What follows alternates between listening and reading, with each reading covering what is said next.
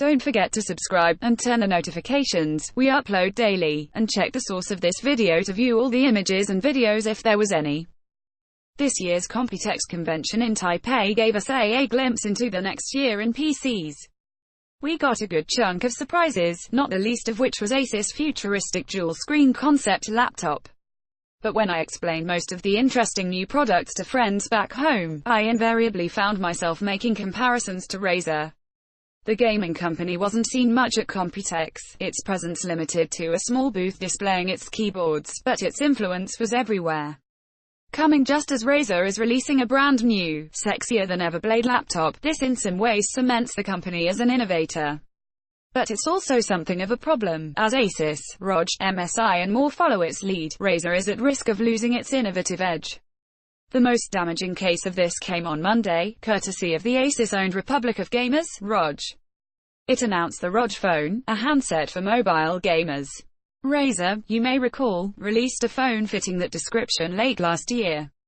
The Razer Phone's star feature was its 120Hz refresh rate. Its screen refreshed roughly twice as many times per second as your Galaxy S9 or iPhone X. This makes browsing, watching and gaming smoother, such that CNET editor Sean Hollister called it a painful feature to lose once you've had it. But as a gaming device, it looks outclassed by the ROG Phone. It's too early to say definitively, but the ROG Phone appears to be built from the ground up to be a gaming device, rather than a phone that's been tweaked for gaming. Not only does it have a faster processor than any Android before it, it has virtual sensors on the side that essentially give you shoulder buttons while playing mobile games. That makes shooting in Fortnite significantly easier, for instance.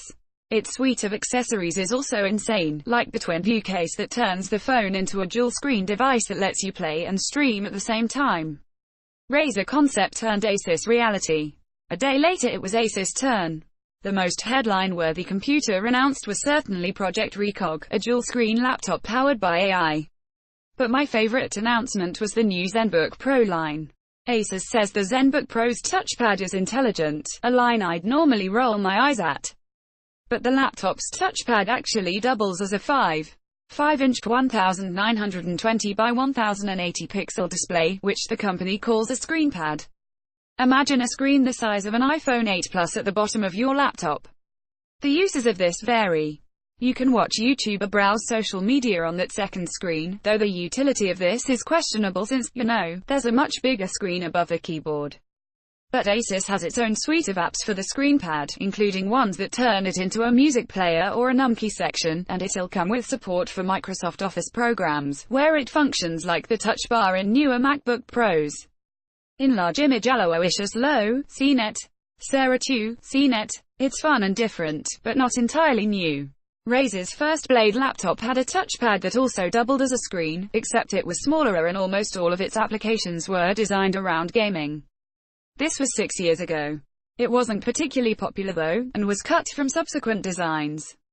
Then, earlier this year, Razer showed a concept design at SE. Called Project Linda. It was a Blade stealth laptop with no touchpad. The idea is for you to slot a Razer phone in there, which then acts as the touchpad and a second screen. Despite the impracticality of locking people down to the Razer ecosystem, the sort of move only Apple can really get away with, it looked really cool. We haven't heard about any plans to make Project Linda real. But unfortunately for Razer, we don't really need to, because the ZenBook Pro is basically that. Slim, slight, stealth. The last company to steal Razer's thunder was MSI, a brand known for beastly gaming rigs. Its Computex standout. The prestige PS42, a 14-inch ultrabook to compete with the Dell XPS laptops of the world. It's thinner and lighter than a 13-inch MacBook Pro and has an 8th Gen i7 CPU and NVIDIA MX 150 graphics. It's hitting store shelves in Q3 of this year. We don't know pricing, but it's fun to see a gaming company try its hand at an ultra-slim laptop. The only other gaming company to do this was of course Razer, which in 2016 launched the Blade Stealth. That range is still alive and rocking today.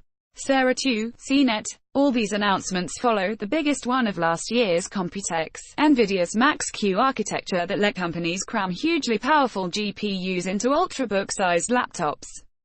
Previously, this was a claim only the Razer blade could make, but Computex this year was abound with laptops the size of a MacBook Pro, from the likes of MSI, Samsung and even Xiaomi, packing GeForce graphics cards. It's not like Razer is out of the game. Its new blade looks like a solid upgrade, featuring a beautiful edge-to-edge, 144Hz display. But all of a sudden, it no longer feels like it's in a league of its own when it comes to innovation. Culture, your hub for everything from film and television to music, comics, toys and sports. CNET magazine. Check out a sample of the stories in CNET's newsstand edition.